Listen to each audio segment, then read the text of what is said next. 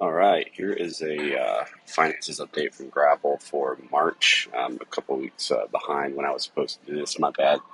Uh, but here's where we're at right now. There's still a couple of things to fill in here. Obviously, really just the credit card balance. But um, as you can see, so revenue is down a couple $100. Our memberships are down a little bit. We had one move away. We had one. Um, that technically is still a member, but is not going to be able to, afford it. And so um, there's some, we're doing some trading there, but we won't be like recognizing or realizing any revenue from that person for the next several months. And then we had another one is just, I think just busy with school. I'm not really sure. It's kind of, it wasn't clear, but I think it's just busyness with school. So, um, bummed to see people go, obviously, but also good to know so far that it's not necessarily anything wrong with the product. It's just, and I think this is probably normal for most gyms. I'm assuming, you know, you have people coming and going all the time. It's just more noticeable at a gym our size when there's 30 people on the roster versus when there's 100 or 200 people on the roster. It's much more noticeable when you have like a lot of churn or any churn month to month because one person out of 30 is still significant. So bummed, but maybe they'll be back. Hopefully they'll be back. We'll be there. So um, we put out about $7,500 of expenses, the vast majority of this being seminars. So we had Mason Fowler back, which wasn't really a seminar. That was more of like privates for me. And, like coming in and teaching, I was supposed to teach a class how to flight mishap, but in any case was effectively some privates for me. So I can continue developing myself so that I can, I get better, students get better. Um, Also, same with Placido. That was a seminar plus some privates for just me. So that was great. Money well spent. The privates were super helpful for me. Immediate benefit from those privates. Instant value. Instant. I'm reaping the benefits of that instantly in training. Um, so yeah, that was great. But it was definitely a seminar heavy month. So you'll see it's like way more typical than typical expenses. Um, our typical expenses outside of seminars haven't changed at all. We still have some coaches and rent, and that's it. I mean, we've got a little bit of like software in here, which I probably should actually capture. I honestly don't even like. I need to do a little bit better of a job of updating this because like we pay for a couple of like things for software and stuff that's it's not super significant. But I also just like pretty much eat the cost of all that stuff personally anyway, so it doesn't really matter. Um, but yeah, nothing really has changed. We do have the Grapple Games winner. That was an extra $200 that went out that hasn't been seen in prior months. That's just the games we've been playing. Got a leaderboard up on the TV, and whoever gets the most wins in a month, they get $200. So that's something we did in March. We just kind of trialed it in March, and it went really well. Um, one of the guys just like absolutely went for it, and he far and above beat everybody else. And like he really wanted that $200. So kudos to him. Um, but yeah, that's kind of where we're at. Reach wise, it was also a pretty slow month. Like I didn't really post a whole lot here. Just out, it's no secret. I don't think like I have multiple jobs, and so this was just one of those. March was just one of those months, and April is kind of one of those months where I am absolutely slammed. So I've kind of got um, my minimum acceptable, like the things that I must do, no matter what, to make sure that we maintain a minimum quality standard of the gym, and that we're still like on a growth trajectory, even if it's like slower than I would like.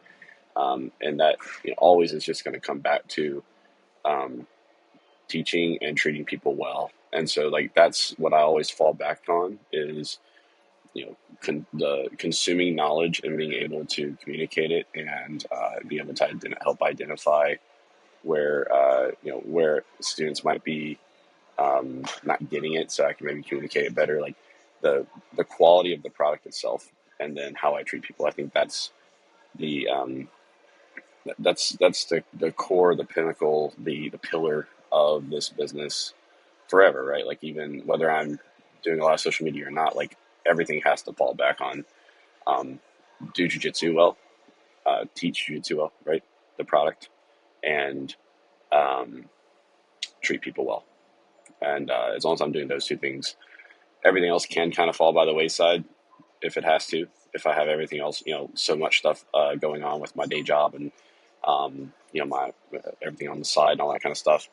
I don't want it to, obviously. Like I have way more fun when I'm getting to make lots of content and stuff like that. But like no matter what, I don't let the teaching or the treating people well fall by the wayside.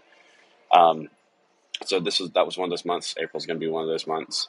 But overall, we're still on a growth trajectory. We did go out to AGF, and I was happy with the effort the guys put forth. Hudson did really well in the pro division. We've got some things to go back and correct.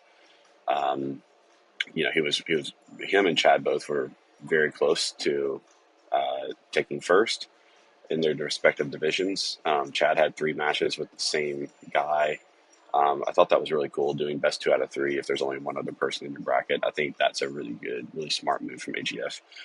So Chad had to go the whole distance and broke my heart. He was 30 seconds from winning. We just needed a mount. Um, and anyway, it's given us some fun stuff to go back and heckle Chad over in the training room and improve.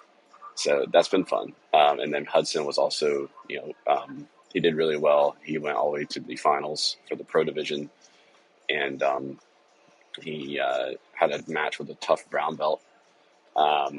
And he did well, just made a few mistakes. And we're going to keep working on those.